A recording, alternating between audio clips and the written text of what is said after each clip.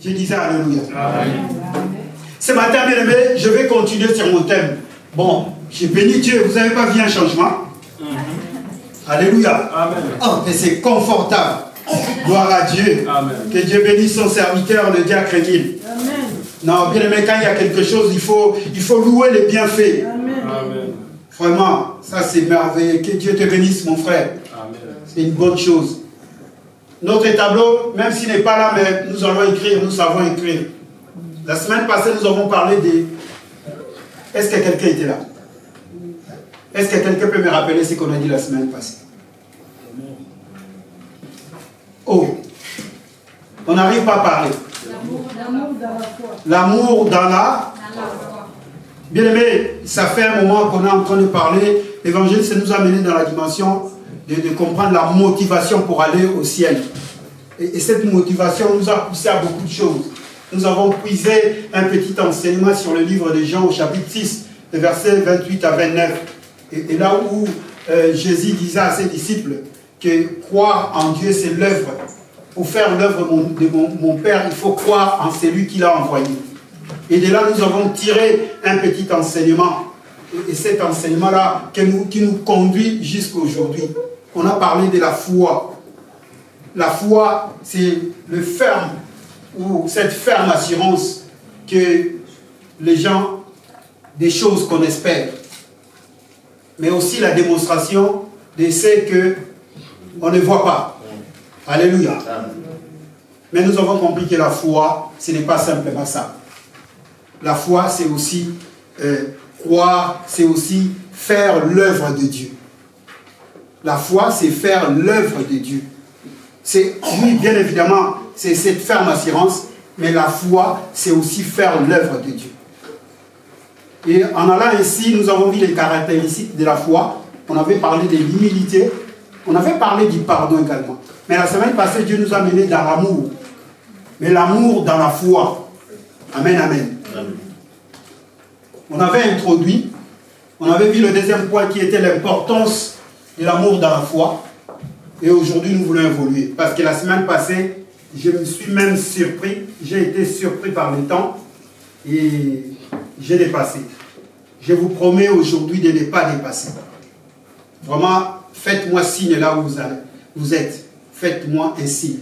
Si vous voyez qu'il reste 20 minutes, levez un peu mes doigts, je vais comprendre qu'il me reste 20 minutes. Amen, amen. Parce qu'à midi et demi, on doit normalement à midi et demi finir notre culte. Vous savez, Dieu n'est pas vraiment dans le temps. Alléluia. Dieu n'est pas dans une seconde. Mais rien ne nous empêche aussi un jour, à midi 20, on finit le culte. Hein? Eh oui. Pourquoi tout le temps on finit simplement le culte midi 35, midi 40 en disant « Ouais, on a suivi le Saint-Esprit ». Mais le Saint-Esprit peut nous amener aussi à midi 10 de finir le culte. Si vraiment nous suivons le Saint-Esprit. À un certain moment, bon, l'Esprit ne donne plus rien à dire. Bon, bien mes frères, on va prier, notre culte est fini. Amen, amen. Amen. Et simplement parce que notre Dieu, c'est un Dieu d'ordre. Alléluia. Amen. Si nous mettons l'heure, essayons de toute notre pensée de respecter l'heure que nous mettons. Amen, amen. C'est important. Bon, ça peut arriver. Mais si ça commence à arriver tous les jours, cela veut dire qu'il n'y a plus le respect de l'heure. Alléluia. Amen. Je disais Alléluia. Amen. Nous voulons voir le troisième point aujourd'hui. On a parlé de beaucoup de choses. On avait dit sans l'amour, même toi, même moi, nous n'existons pas. Parce que c'est l'amour dans la foi. Ce n'est pas l'amour d'un homme envers une femme. Ça, on appelle ça l'amour éros. Cet amour-là qu'un homme a envers une femme. Et vous allez vous rendre compte que cet amour-là, éros, à un moment donné, si l'homme n'aime plus sa femme, ils vont se séparer. Il n'y a plus d'amour. Or, hier, ils étaient chéris. Hier, ils s'embrassaient. Mais le lendemain, vous allez voir que l'homme ne parle plus à sa femme. Et la femme ne parle plus à l'homme. C'est aussi l'amour. Cela ne veut pas dire que ce n'est pas un amour, mais c'est un amour. Il y a aussi l'amour qu'on appelle l'amour philéo. L'amour des parents envers les enfants. Ou vice-versa. Des enfants envers les parents. Et vous allez vous rendre compte, il y a même des parents qui ne se parlent plus avec leurs enfants. Or, la Bible nous dit l'amour supporte. Mais comment ça se fait l'amour supporte tout? Un enfant qui ne parle plus à son père ou à sa mère. Une maman qui ne parle plus à ses enfants. Mais on nous dit l'amour ne périt jamais. L'amour ne meurt pas. Mais où est parti cet amour? C'est pour cela que Dieu veut que nous puissions avoir un amour dans la foi. Est-ce que quelqu'un peut dire un amour dans la foi? Un amour dans la foi. Ça, c'est l'amour que Dieu veut que nous puissions avoir. Cet amour-là qui, par elle, rien ne peut exister. Par lui, plutôt, rien ne peut exister. C'était par amour que Dieu a voulu bien que tu sois un homme, une femme. Tu n'as pas à lui demander, tu n'avais jamais lui demandé quelque chose. Il a voulu qu'aujourd'hui tu sois un homme. Il a voulu qu'aujourd'hui tu sois une femme. Moi, ça me dépasse un homme, que Dieu a créé un homme, il veut devenir une femme. Et vous allez comprendre que l'amour de ce monde n'est pas pareil à l'amour de Dieu, parce que même les hommes valident. Oh non, mais si les hommes, entre hommes, ils veulent se marier, il faut leur laisser. Ils ont même signé des décrets. Ils ont même mis ça dans la loi. Pour dire simplement que nous n'avons pas le même amour que Dieu. Alléluia. Mais ce que Dieu veut pour nous, enfants de Dieu, c'est cet amour-là profond. La Bible dit que l'amour de Dieu, il est dans la hauteur, dans la profondeur, dans la latitude, dans la longitude. C'est un amour profond. Un amour profond. Or, quand on parle de la profondeur, on voit quelque chose qui est enraciné, quelque chose qui puise ses racines de tout profond, du bas de la terre. Donc les racines, déjà, on ne le voit pas. Alléluia. C'est un amour qu'on ne voit pas, mais qui se manifeste par sa puissance quand on voit l'arbre debout. Même s'il y a le vent, l'arbre ne tombe pas. En fait, l'arbre est soutenu par cet amour qui est en bas. Alléluia. S'il faut venir arriver que les racines cèdent, c'est à ce moment-là que vous voyez l'arbre peut tomber.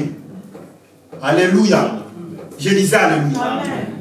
C'est pour cela que Dieu veut que toi et moi, en tant que chrétiens, bien aimés, nous puissions avoir un amour profond.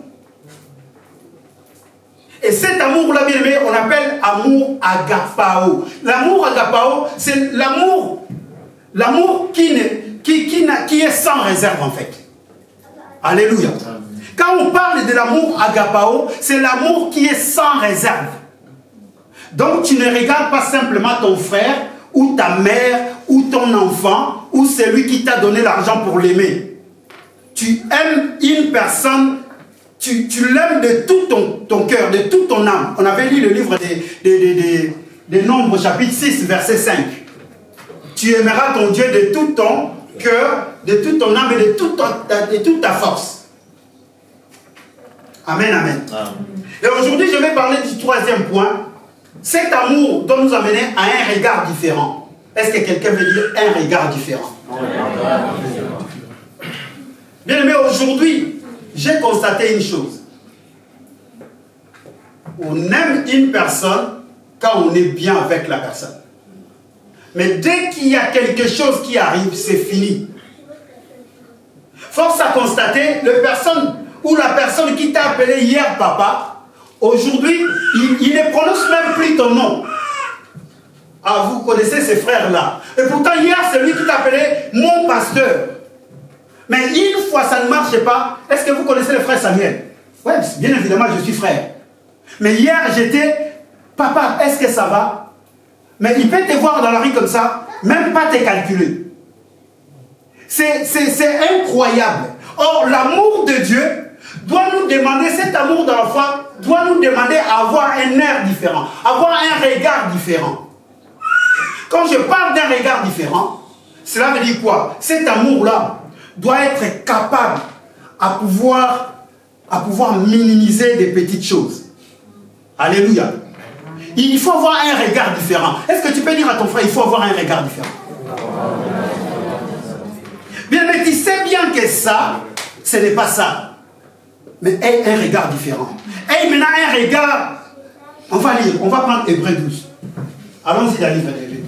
C'est là où nous allons puiser notre petit troisième point. Hébreux 12, à partir du premier verset. Frère Lidan, si tu es, tu peux. temps que je cherche. Hébreux chapitre 12. À partir du premier verset jusqu'au verset 7. Mais nous allons lire simplement. Écrivez premier au verset 7. Hébreux 12, verset 1 à 7. Nous sommes aussi, puisque nous sommes entourés d'une si grande nuée de témoins, rejetant tout fardeau, le péché qui nous enveloppe si facilement, et courant avec persévérance dans l'épreuve qui nous est proposée. Faisons-le en gardant les regards sur Jésus. Alléluia. Qui fait naître la foi et la même à la perfection. Et l'amène à la perfection en échange de la joie qui lui est réservée. Il a souffert la croix en méprisant la honte qui s'y est attachée et il s'est assis à la droite du trône de Dieu. Pensez en effet à celui qui a supporté une telle opposition contre lui de la part des pécheurs. Alléluia. Afin de ne pas vous laisser abattre par le découragement. Vous n'avez pas encore résisté jusqu'au sang. Alléluia. Dans votre combat contre le péché. Oh Jésus. Et vous avez oublié l'encouragement qui vous est adressé comme à des fils. Mon fils, ne méprise pas la correction du Seigneur et ne perds pas courage lorsqu'il te reprend. En effet, le Seigneur corrige celui qu'il aime. Alléluia. Et il punit tous ceux qu'il reconnaît pour fils. Alléluia. Supporter la correction, c'est comme des fils que Dieu vous traite. Alléluia. Quel est le fils qu'un père ne corrige pas? Amen, amen. C'est la parole de Dieu, bien-aimé. Bien, mes frères, regardez. Bon, on nous dit, les gens disent que c'est pas Paul qui a écrit cette épître. Bon, jusque-là, on ne nous a pas dit qui réellement a écrit cela, mais les gens pensent que la manière dont cette épître de Hébreux s'exprime, on voit la profondeur, on dit que non, c'est lui qui l'a écrit, ça doit être Paul. Mais on ne certifie pas que c'est Paul qui l'a écrit. Mais celui qui l'a écrit, bien aimé, il a compris c'est quoi l'amour. Mais l'amour pour Dieu. Je parle l'amour pour Dieu. Bien aimé frère, si quelqu'un n'a pas l'amour pour Dieu, il n'aura pas l'amour pour une autre personne. Alléluia. Il aura l'amour peut-être, mais il va avoir peut-être l'amour philéo, il va avoir peut-être l'amour éros, parce qu'il a trouvé une femme belle, parce qu'il a trouvé un homme beau, il va avoir l'amour pour cet homme-là. Parce qu'il a trouvé cet homme-là avec l'argent, il va aimer cet homme-là à cause de l'argent. Parce qu'il a trouvé cet homme-là beau, il va l'aimer pour la beauté. Parce qu'il a trouvé cette femme-là belle, l'homme va aimer cette femme-là par la beauté. Voilà pourquoi même aujourd'hui, les hommes quittent leur foyer, ils vont aller chercher une autre femme, simplement peut-être pas à cause de la beauté. Et il va trouver que sa femme n'est plus belle. Or, le premier jour, il avait trouvé belle. Alléluia. Et dans Hébreux 12, la Bible est en train de nous dire une chose importante. Il nous dit, c'est pourquoi nous aussi qui sommes entourés d'une telle foule de témoins. Mais c'est qui ces témoins-là? Bien aimé, ces témoins-là, lisez maintenant le chapitre 11 de Hébreux. On est en train de nous montrer des témoins. Des hommes qui ont démontré l'amour dans la foi. Alléluia. Donc cela veut dire quoi? Aujourd'hui, quand toi tu veux agir, sache-le qu'il y a des hommes qui ont agi avant toi. Des hommes qui ont démontré l'amour dans la foi. Les hommes qui, ils avaient tout. Un homme comme Moïse, il avait tout. Il était logé, il était nourri, il était élevé. Il attendait simplement une seule chose, qu'il puisse hériter le trône. Mais cet homme-là, par l'amour de Dieu, pour l'amour de Dieu, la Bible dit, il a tout abandonné. Alléluia. Amen. Regardez les hommes comme Sarah, ils sont en train de leur énoncer ici, malgré son âge avancé. Mais parce qu'il avait un amour envers Dieu. Et elle a crié à cela. Elle a dit non, malgré mon âge, mais je sais que Dieu là est capable. Même si au départ, il s'est moqué, elle a rigolé. Mais après, elle a compris que Dieu est capable. On est en train de vous parler des hommes comme de Noé. À cette époque, il n'avait jamais eu de pluie. Il n'avait jamais eu de pluie. Et Dieu vient lui dire une chose. Il dit, construis un bateau, construis un arche. Attendez, si je n'ai pas l'amour pour Dieu, si je n'ai pas l'amour pour cette personne, si je n'aime pas ce qu'il me dit. Parce que l'amour, c'est quoi? Aimer ce que l'autre est en train de vous dire. Alléluia. C'est ça l'amour en fait. Quelqu'un vous dit quelque chose, vous dites, ah oui, Mais c'est très dangereux ce que tu me dis. Bon, écoutez, parce que tu me l'as dit, je ne crois pas. Mais je ne vais pas non plus me fâcher contre toi. Alléluia. Est-ce que nous comprenons? Amen. Parce qu'aujourd'hui, c'est quoi? Quand on vous dit quelque chose, vous savez que la chose, elle est fausse.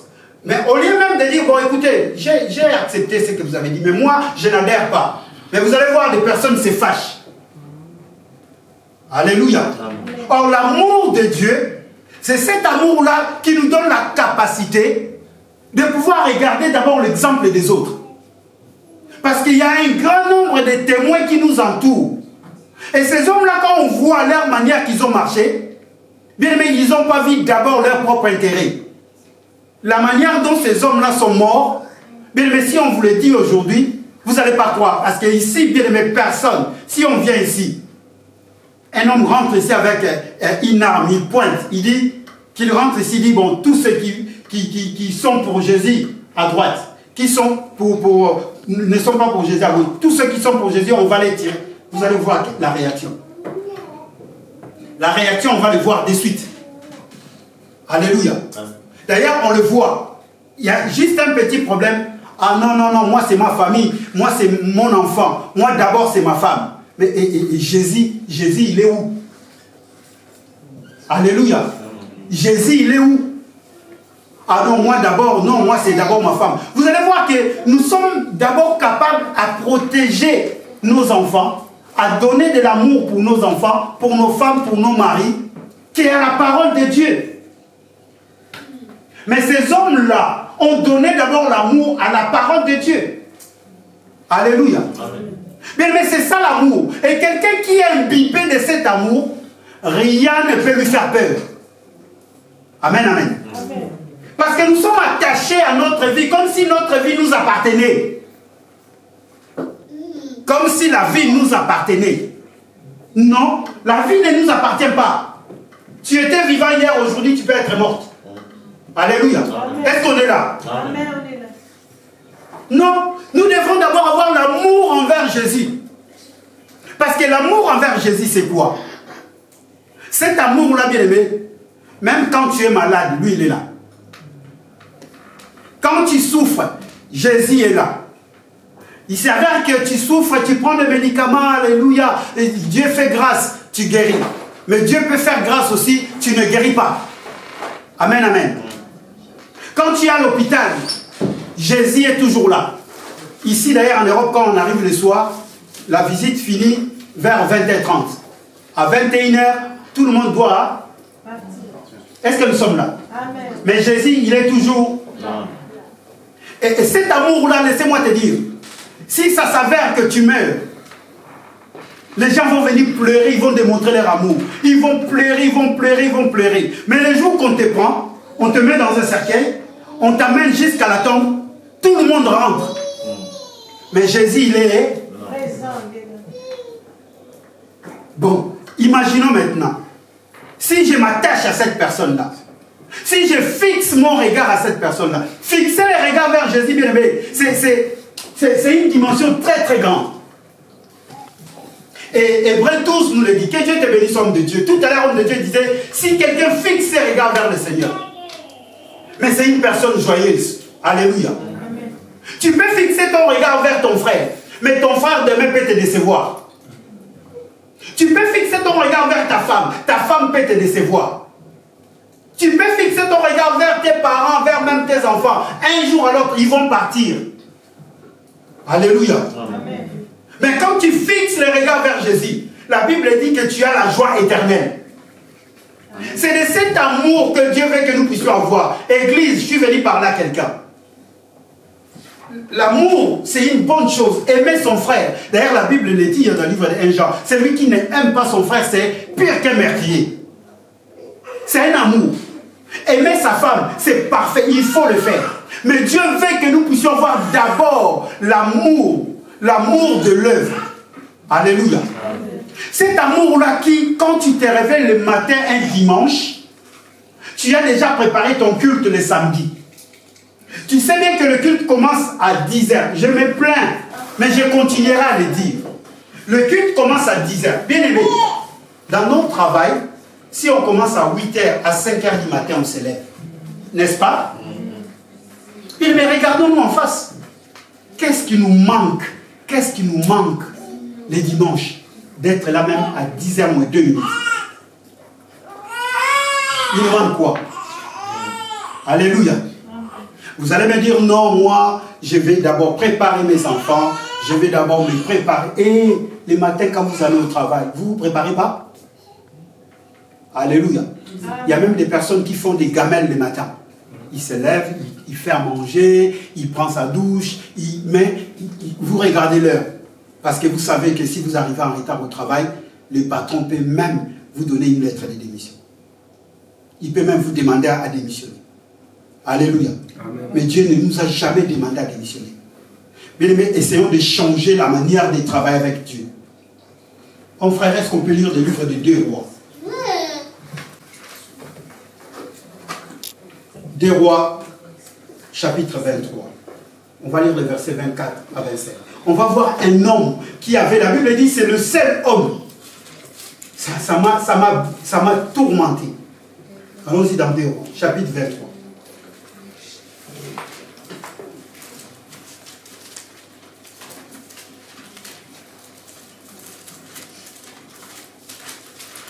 Le roi 23. Oui, à partir du verset 24 à 27. D'accord.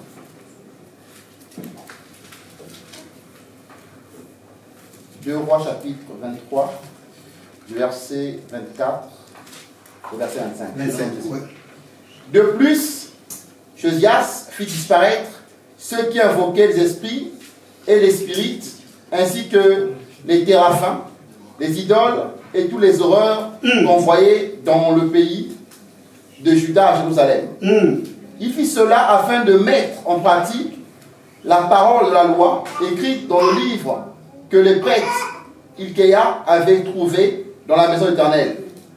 Avant Josias, il n'y eut aucun roi qui, comme lui, revienne à l'Éternel de tout son cœur, de toute son âme, de toute sa force, en se conformant à toute la loi de Moïse, et après lui, il n'a pas eu de semblable. Alléluia. Est-ce que nous comprenons? La Bible est en train de dire, avant Josias, il n'y a eu aucun roi qui a respecté le principe de Dieu, de tout son être, de tout son cœur, de toute son âme et de toute sa force. Après lui, il n'y a eu aucun roi qui a manifesté l'œuvre de Dieu. Car Josias, quand il est venu, il a détruit tous les autels. Les autels, des statuettes, des trucs comme ça, il les a détruits parce qu'il avait un amour. Il n'avait pas l'amour pour les hommes, il n'avait pas l'amour pour quiconque, mais il avait l'amour pour Dieu. Amen. Alléluia. Amen. Mais quand on a l'amour pour Dieu, quand quelque chose ne va pas, bien aimé, tu l'as dit. Tu ne dois pas murmurer dans ton cœur.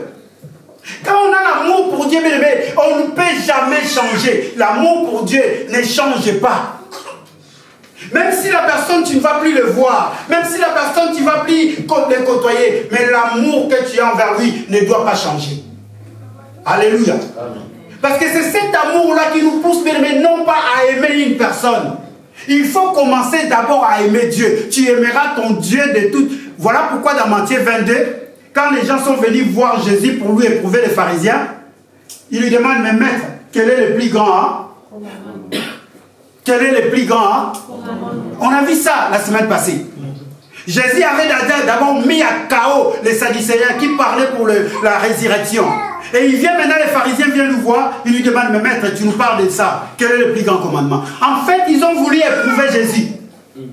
Ils ont voulu lui tendre un piège. Alléluia. Amen. Mais Jésus a compris, dit, le plus grand commandement, c'est quoi? Tu aimeras d'abord qui? Je veux que vous m'aimez. Mais si tu m'aimes, tu n'aimes pas le Seigneur, ça ne sert à rien. Ça ne sert absolument à rien. Oh, aimer Dieu, c'est quoi? Aimer Dieu, bien aimé, c'est obéir à ses commandements. Bien aimé frère, quelle est la chose la plus difficile? Pardonner quelqu'un ou quelqu'un vient te demander pardon? D'après nous. C'est pardonner quelqu'un. Pardonner quelqu'un? Non, c'est demander qu'il Bon, je vous attends les mardis. Je vous attends les mardis. Pardonner quelqu'un ou bien demander pardon à quelqu'un? Je dirais les deux. Les deux. Ah, les deux, c'est difficile, hein? Mais je suis venu maintenant vous dire, si on n'a pas l'amour, aucun de deux, on le fera. Aucun de deux, on le fera. Donc, bien aimé, imaginez, on vous a insulté. Imaginez, on vous a réduit à néant. Imaginez, on vous a foutu la honte devant tout le monde. Mais on vous dit, il faut pardonner. S'il n'y a pas l'amour, voilà pourquoi l'amour, c'est l'amour, non pas l'amour d'une personne. Parce que l'amour d'une personne, on peut le changer dans 2 minutes. La personne que tu manges avec lui, la personne que tu bois avec lui, mais dans 1 seconde, parce que vous vous êtes chamaillé, ça y est, c'est fini. Mais l'amour de Dieu, c'est ce que Dieu veut pour nous. C'est cet amour-là, quand nous sommes dans une situation, on doit d'abord tourner le regard vers le grand nombre de témoins qui nous entourent. Or, le grand nombre de témoins, c'est quoi? C'est la parole de Dieu. Tu dois déjà te souvenir, mais comment Paul avait fait? Comment Moïse avait fait?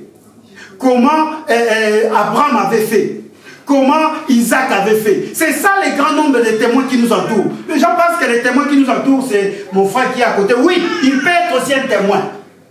Quand tu regardes le jour où quelque chose lui est arrivé, regarde comment la manière dont il a réagi. Alléluia. Je disais alléluia. Amen.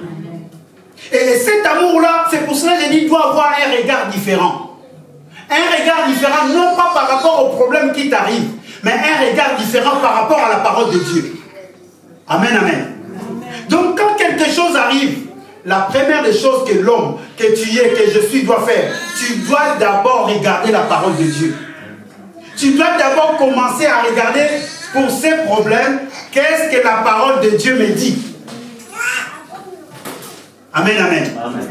Cela veut dire quoi? Ayons un regard compétitif, un regard bien aimé de la compétition. Ici dans Hébreux 12, Paul, je dis Paul parce que j'ai l'habitude de dire Paul, mais c'est lui qui a écrit Hébreux 12. Il est en train de nous montrer la manière de la compétition. La compétition.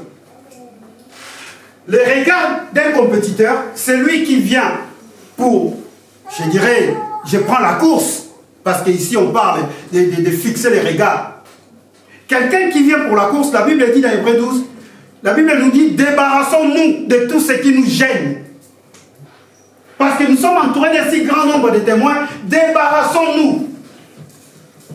Un athlète bien aimé, pour qu'il puisse aller à la compétition, il doit se débarrasser d'abord. Vous savez d'abord de quoi? De son poids.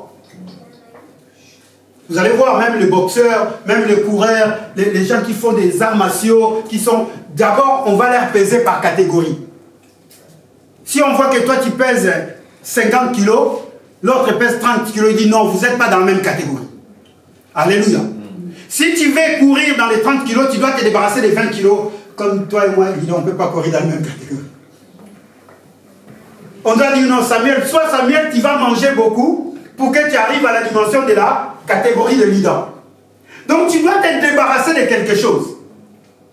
Et bien aimé, si tu n'as pas l'amour, tu diras non, moi je reste dans les catégories de 90. Mais si quelqu'un veut gagner ces courses-là, il va dire quoi? Je vais faire un effort. L'amour, c'est d'abord l'effort. Alléluia. Je suis venu parler à quelqu'un. L'amour, c'est d'abord l'effort. S'il n'y a pas un effort, l'amour ne sera pas là. On parle souvent, on dit, oui, moi j'ai l'amour avec mon frère. Regardons-nous en face. Dès qu'un petit problème arrive, c'est fini. C'est fini. Alléluia. Est-ce que quelqu'un peut être un compétiteur ce matin? Qu'est-ce que dit la Bible dans Hébreux 12? Il nous dit dans le verset 2, fixons les regards vers Jésus. Bien aimé, vous savez, les gens qui viennent pour remporter une course, par exemple, vous savez, leur regard est fixé où? La ligne d'arrivée. Alléluia. La ligne d'arrivée. Quelqu'un qui vient, il ne pense même pas ici, moi, même si je vais sortir 10e, mais seulement la ligne, il faut que j'arrive. Et notre amour doit avoir cette dimension-là. Or, la ligne d'arrivée, laissez-moi vous dire, c'est Jésus. Alléluia. Amen. Si dans ton cœur, dans tes pensées, dans ton corps, tu as juste une image, la ligne d'arrivée, c'est Jésus. Bien aimé, tu vas multiplier des efforts. Parce qu'aujourd'hui, nous voyons même, nous quittons les églises parce que des fois, la ligne d'arrivée, ce n'est pas Jésus. La ligne d'arrivée, c'est que bon, moi je suis là à la musique. Si demain on me dit tu ne chantes plus, parce que la ligne d'arrivée, c'est la musique, je quitte. Mais si ma ligne d'arrivée, c'est Jésus, que je chante, que je joue, que je ne joue pas, ça m'importe peu, n'est-ce pas? Alléluia. Amen. Qu'on m'insulte, qu'on me dise des choses que moi j'aime pas, mais moi je regarde la ligne d'arrivée. Alléluia. Est-ce que quelqu'un peut dire la ligne d'arrivée? C'est là aujourd'hui je te dis, change ton regard, change ta manière de voir des choses. Il y a des choses que toi tu veux, que cela soit comme toi tu veux. Non. L'amour nous permet, bien aimé, de considérer les autres comme au-dessus de nous. Quelqu'un qui a de l'amour, quelque chose de grand, quelque chose même il voit que non, mais c'est catastrophique. Mais parce qu'il y a l'amour, il dit d'accord, je mets un peu cela par terre. Je l'amène d'abord par terre. Je commence à regarder l'amour que Jésus avait. Jésus, tu avais fait quoi? Zéro péché. Jésus, tu avais fait quoi? Zéro problème. Jésus, tu avais fait quoi? Mais moi maintenant, mon regard est fixé vers Jésus. Mais Jésus, après, tu avais fait quoi? Non, tu as pardonné. Jésus, après, tu avais fait quoi? Tu as aimé. Bien aimé, quand on commence à penser comme ça, les problèmes, on n'aura plus mal au cœur. Tu vas te donner de la peine, tu ne manges pas, tu ne bois pas, tu as le cœur serré, tu risques même de faire un AVC. Simplement parce que tu n'as pas pris un autre regard par rapport au problème qui t'arrive. Alléluia. Si tu commences à prendre un regard différent, tu commences à prendre un regard de dire que je suis un enfant de Dieu, mais beaucoup de choses vont changer même dans ta vie. Alléluia. Tu vas à l'école. Prends un regard différent. Il faut que tu regardes le but. Il faut que tu regardes, tu fixes ton regard vers la ligne d'arrivée. Parce que dans toute chose qu'on fait, bien aimé, vous savez, des fois on vient à l'église, on dit, moi je viens à l'église pour aller au ciel. Mais tu n'es pas encore au ciel. Tu n'es pas encore au ciel, tu vis encore. Oh, Jésus veut que nous vivions le ciel sur la terre. Tout ce que nous prêchons, bien aimés, tout ce que nous disions ici à l'église, ce n'est pas pour aller les faire au ciel. Ce n'est pas pour aller les vivre au ciel. Il faut que nous les vivions sur la terre. Quand on parle de l'amour, l'amour doit se manifester sur la terre. Au ciel, il n'y aura pas d'amour. Parce qu'au ciel, ça sera que la joie. On ne va pas te dire aime ton frère. Automatiquement, tu dois aimer ton frère. Alléluia. D'ailleurs, là-bas, il n'y aura pas de femme, ni homme, ni femme. La Bible nous dit, il n'y aura pas de mari. Oh non, moi je m'attache à ma femme parce que chez nous, en Afrique, ils disent des femmes à peau claire, c'est une option.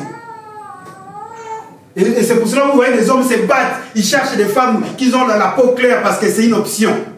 Le jour où j'ai entendu cela, j'étais mort de rire. Papa Clément, tu cherches une femme blanche, c'est une... Et les blanches maintenant, c'est option sur option alors. Moi je vais me...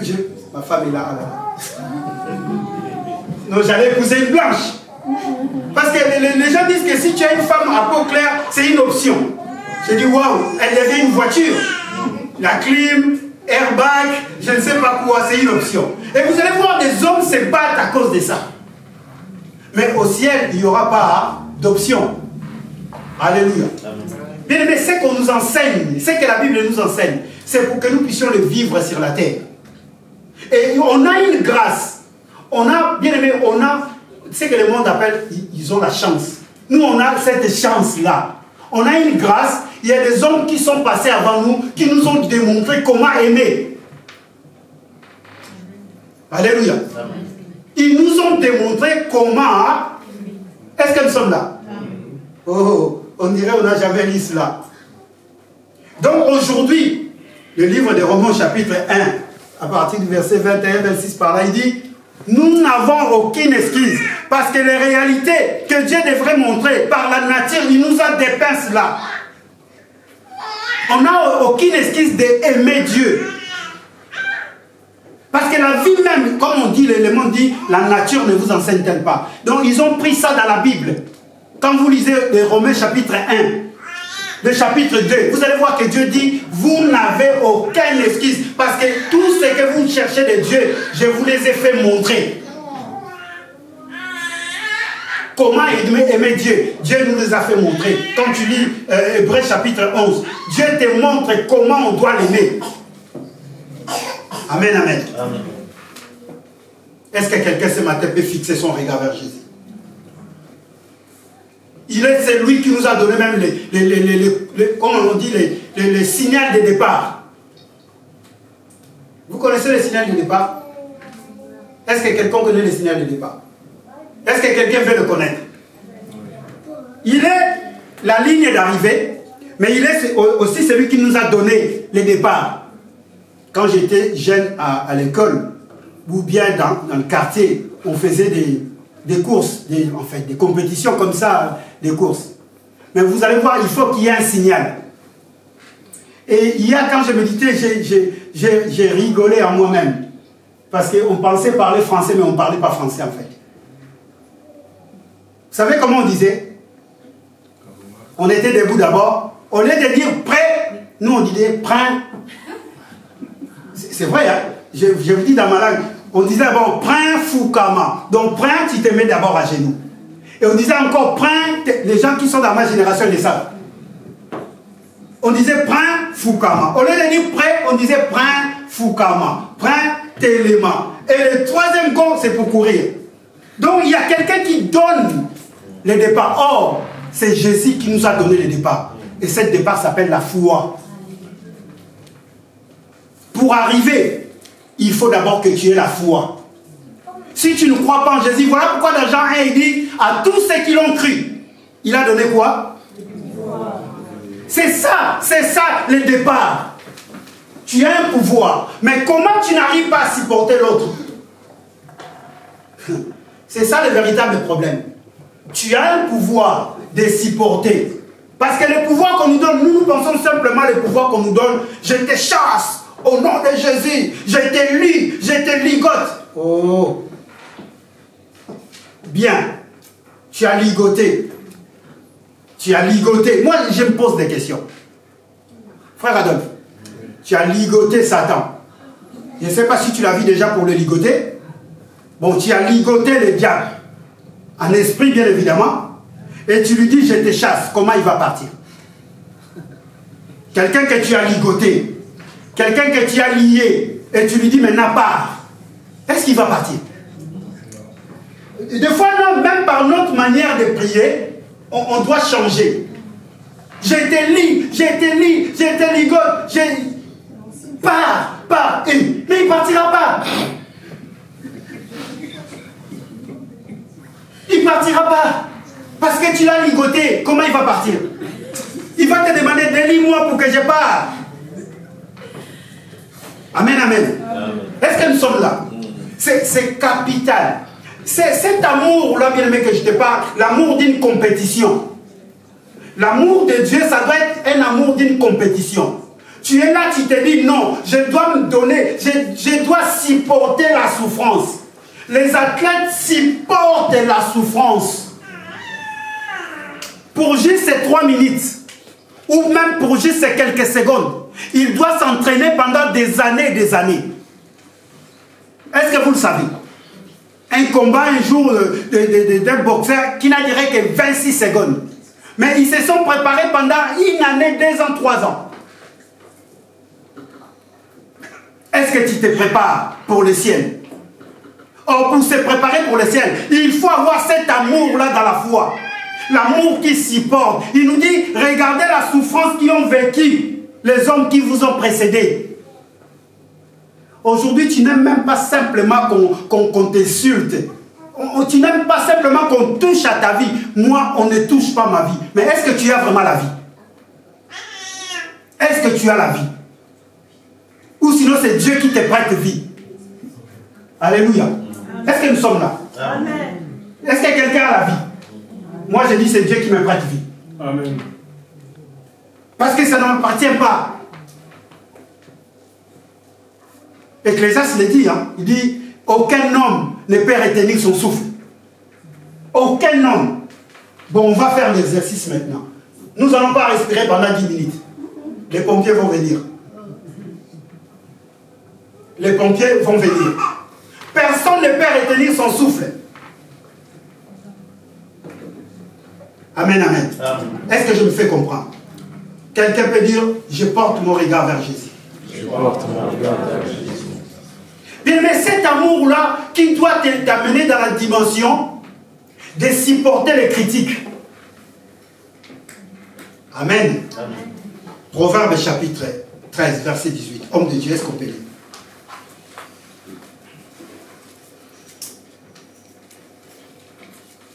Proverbe 13, 18. Proverbe 13, 18. Voilà ce qui est marqué.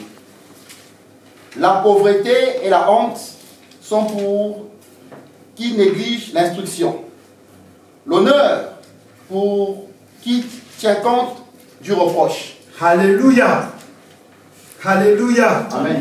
Regardez dans la version Semeur. Proverbe 13, 18, c'est marqué. Celui qui ne veut pas se laisser corriger tombera dans la misère et la honte. Mais celui qui accepte les critiques sera honoré. Celui qui fait quoi? Accepte. Sera quoi? Honoré. Bien aimé. C'est pour accepter une critique, il faut avoir l'amour. Et non pas l'amour des hommes, mais l'amour de Dieu. Qui aime qu'on lui critique? Aimer qu'on lui critique, personne ne peut aimer qu'on lui critique. Mais je vais plus loin, qui accepte qu'on le critique? Qui? Dès qu'on parle mal de vous, ça y est, vous sortez de vos gonds. Alléluia. Qui aime les reproches? Dès qu'on vous reproche sur quelque chose, ça y est, c'est fini. C'est fini. Or, l'amour, d'aimer l'amour, celui qui peut être honoré, c'est celui qui aime, c'est celui qui accepte les critiques. Mais des fois, il faut accepter les critiques. Alléluia. Amen. Je suis venu par là quelqu'un. Des fois, il faut accepter les critiques. C'est important. Si on ne vous critique jamais, vous n'allez jamais avancer. Parce que des fois, nous pensons que nous connaissions. Des fois, nous pensons que nous sommes plus que les autres. Des fois, nous pensons que nous sommes meilleurs que les autres. Bien aimé, les critiques. D'ailleurs, un ami, la Bible dit, un ami aime à tout temps. Proverbe 17, 17. Mais quand il vient quelque chose, il devient même un frère. Bon, un ami aime à tout temps. Un ami aime à tout. Pourquoi aujourd'hui tu n'aimes plus ton frère? Alléluia. Vous savez, l'amour, c'est la chose la plus merveilleuse. Non pas l'amour de ce monde, mais l'amour de Dieu. Si vous n'aimez plus quelqu'un, même si la personne dit des choses, même si la personne dit des révélations, même si la personne est en train de parler que demain le monde va s'écrouler, parce que vous ne l'aimez pas, vous n'allez pas croire. Faites cette expérience. Si vous n'aimez pas quelqu'un, même s'il vient vous dire la vérité, mais parce que vous ne l'aimez pas, vous n'allez plus croire à ce qu'il est en train de dire. Est-ce que quelqu'un peut renouveler son amour dans le cœur? Il y a des personnes qui aujourd'hui, dès qu'ils zappent sur YouTube, Pasteur Samuel, de suite il les zappe. Même pas il prend 2 minutes d'écouter ce que Samuel va dire. Pourquoi? Parce qu'il ne m'aime plus. Mais hier, les mêmes personnes qui restaient des heures et des heures, papa prêche, vas-y, avance. Bien aimé, ne nous volons pas la face. C'est comme ça. Quand on n'aime plus une personne, c'est fini. Or, Dieu dit quoi? Dieu dit qu'il faut que nous aimons à tout temps. Voilà pourquoi aujourd'hui on a un problème. On a focalisé notre amour sur des assemblées. On a réduit l'amour dans un cage, on a réduit l'amour dans une assemblée. Parce que nous sommes dans une même assemblée, on va manger, on va boire, on va s'aimer, on va s'appeler qu'entre nous. Non, frère. Non. Dieu veut que nous puissions avoir un amour de compétition. L'amour qui ne regarde pas l'autre, mais qui voit que moi, je vais arriver. Alléluia. Amen. Quand tu ne regardes pas les autres, tu regardes toi pour arriver. Mais tu vas aimer l'autre. Pourquoi? Parce que si tu n'aimes pas l'autre, la Bible dit que celui qui n'aime pas son frère, il est pire qu'un meurtrier. Ces hommes-là, ils ne rentreront pas au ciel. Alléluia. Est-ce que nous comprenons l'importance de l'amour? Amen. Change un regard. Est-ce que tu peux regarder ton frère? Change ton regard avec. Il faut que nous puissions changer les regards. Parce que cet amour-là, quand tu changes les regards, cet amour-là va t'amener à la vraie connaissance. Amen. Alléluia. Aujourd'hui, beaucoup de personnes pensent qu'ils connaissent. Et bien aimé, on peut avoir la connaissance sans amour. Amen. Alléluia. Amen.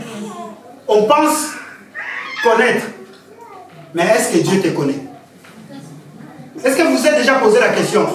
Beaucoup de personnes disent, moi je connais la parole, qu'est-ce que tu veux discuter avec moi? Qu'est-ce que tu veux dire? Romains chapitre 44 nous dit, vas-y, avance encore. Mais est-ce que Dieu te connaît? Est-ce que Dieu te connaît? Jean chapitre 21, nous allons finir. Il me reste 10 minutes. Pour 10 minutes, à écart, il faut que je finisse.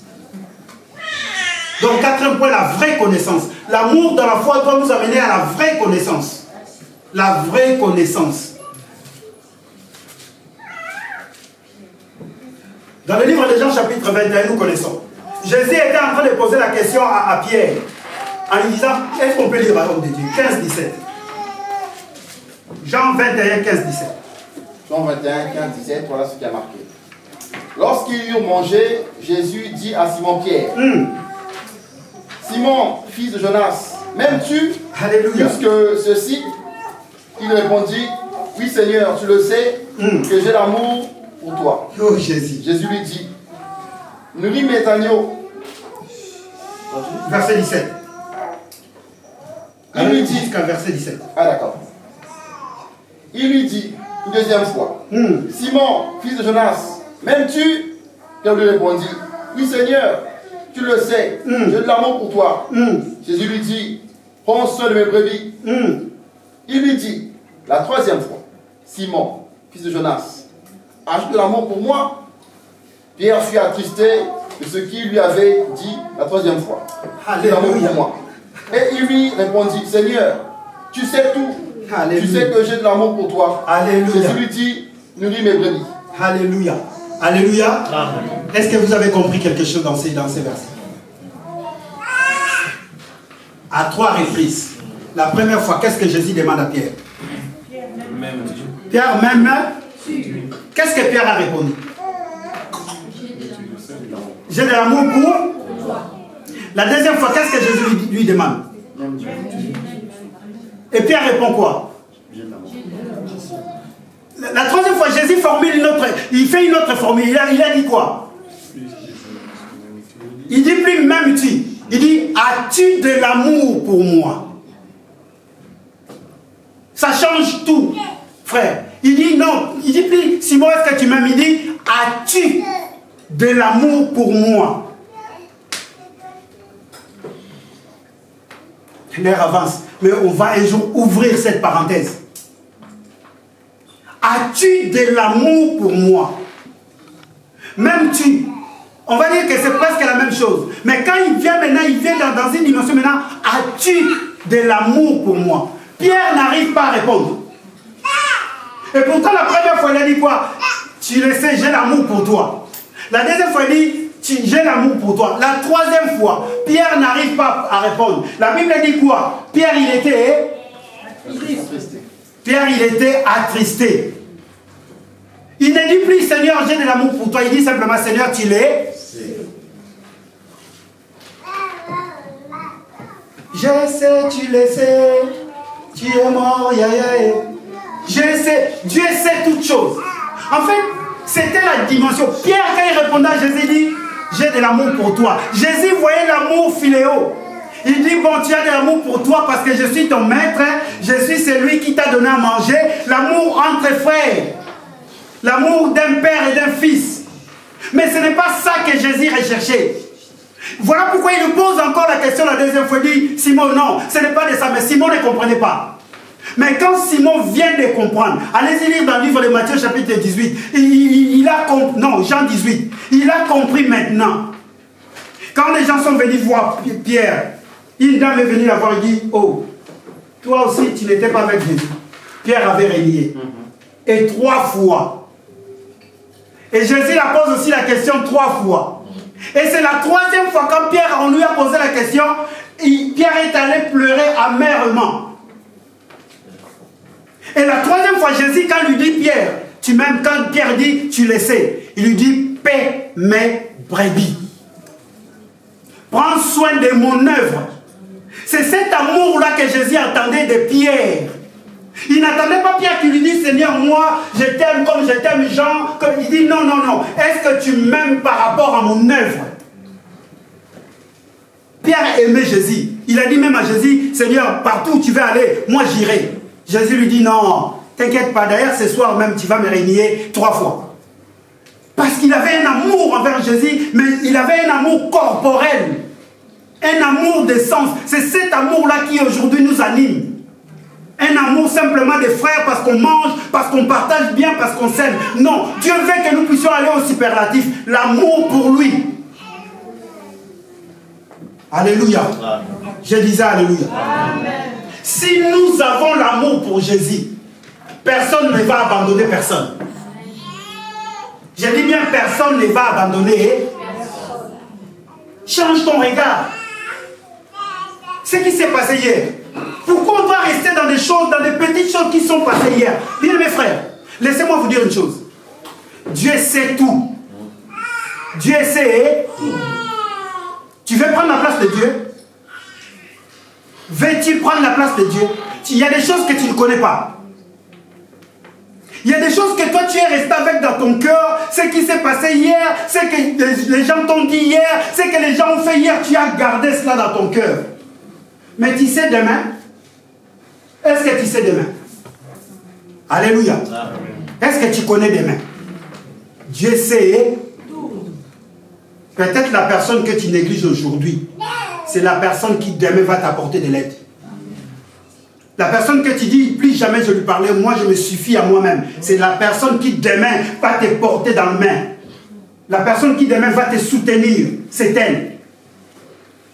Et c'est ça la vraie connaissance. Les gens parlent de la connaissance, mais la vraie connaissance c'est l'amour.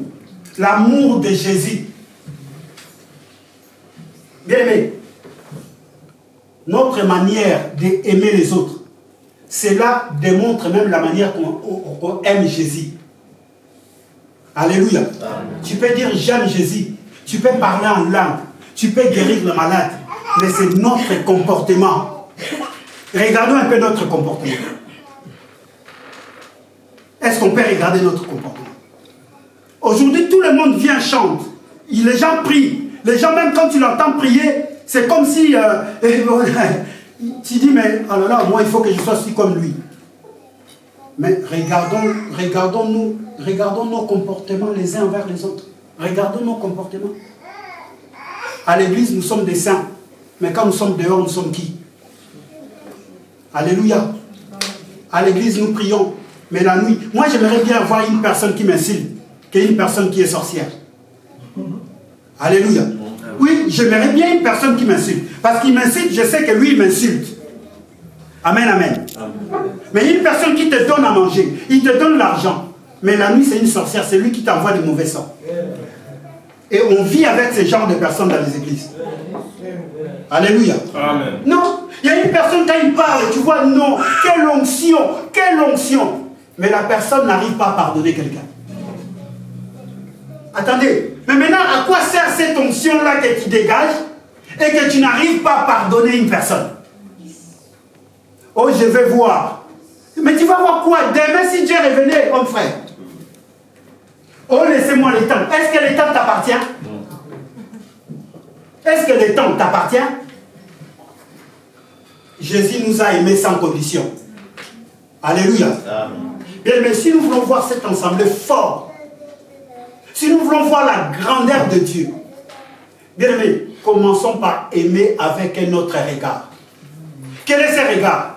On m'a fait du mal, mais je ne considère plus ce mal-là. Est-ce que quelqu'un est là? On m'a fait du mal, mais je fais quoi? L'amour agapao. L'amour avec maturité. Alléluia. À la maison, lisez 1 Corinthiens chapitre 13, 4 à 5. Si vous lisez cela à la maison, vous allez comprendre. 2 Corinthiens plutôt, 2 Corinthiens 13, 4 à 5. Là-bas, on nous demande de nous examiner nous-mêmes. Alléluia. Normalement, l'amour demande que tu t'examines toi-même. Attendez, comment tous les hommes te disent que tu as mal fait, mais toi tu tiens toujours dans ta position que je n'ai pas fait mal. Donc les 99 personnes qui te disent que tu as mal fait ils sont bêtes. Amen, amen. Des fois quand on rentre à la maison, bien aimé, essayons de rentrer en nous-mêmes. Essayons. Parce que des fois c'est l'orgueil qui nous emporte. L'orgueil qui nous emporte. Essayons, bien aimé. D'ailleurs, la conscience de tout un chacun nous rappelle, à moins que tu ne sois pas un enfant de Dieu. La Bible dit, à moins que, dans 2 Corinthiens 13, il dit, à moins que tu ne sois pas un enfant de Dieu, à moins que tu ne sois pas dans la foi. Mais si tu es dans la foi, ta conscience va te reprocher. Amen, amen. On se met debout. Ce matin, je suis venu simplement te dire, change un regard. Un regard différent. Est-ce que quelqu'un peut dire un regard différent? C'est le regard de Dieu. Il ne voit même pas nos fautes. Il ne voit même pas ce qu'on lui a fait. Un regard d'amour, de grand amour. Ces regards différents-là que nous devrions avoir. On vient à l'église, on ne croise pas les mains. On vient à l'église pour honorer Dieu. On vient à l'église pour démontrer, afin que demain les gens disent, non, Samuel, il était mon témoin. Alléluia. J'ai posé la question, qu'est-ce qui est plus difficile à pardonner ou à être pardonné? À aimer ou à être aimé? Posons-nous des genres de questions. Si tu as un regard différent, bien mes frères, que Dieu nous fasse grâce. Vous avez les corps qu'on a là, les corps là. C'est l'explication de toute la vie. Les corps, notre corps, c'est l'explication de toute la vie. Regardez l'amour qui est dans le corps, le membre du corps. Est-ce que vous voyez l'amour qu'ils ont? La main ne mange pas. La main ne mange. Mais la main, elle est là pour le service de la bouche. La main, elle est là pour le service des yeux. La main, elle est là pour le service du pied. La main, elle est là pour le service de la tête. Si la main ne prend pas la nourriture, ne l'amène pas à la bouche, quelle que soit sa force pour broyer les os, elle n'arrivera pas. À moins que tu sois comme un chien, tu vas aller laper tout le temps, mais il y a des choses que tu ne laperas pas. Je m'arrête là. Des fois, quand je parle comme ça, c'est comme si je suis en colère, mais pas du tout en colère. Alléluia. Parce que quand nous regardons notre comportement, nous sommes en train de faire la honte de Dieu. La honte. Changeons notre manière. Changeons notre manière d'aimer. Prenons l'amour au sérieux. Tout périra. Tout périra. Seul l'amour ne périt. Imaginons maintenant l'amour qui ne périt pas. Mais toi, tu n'as pas l'amour. Comment tu vas faire?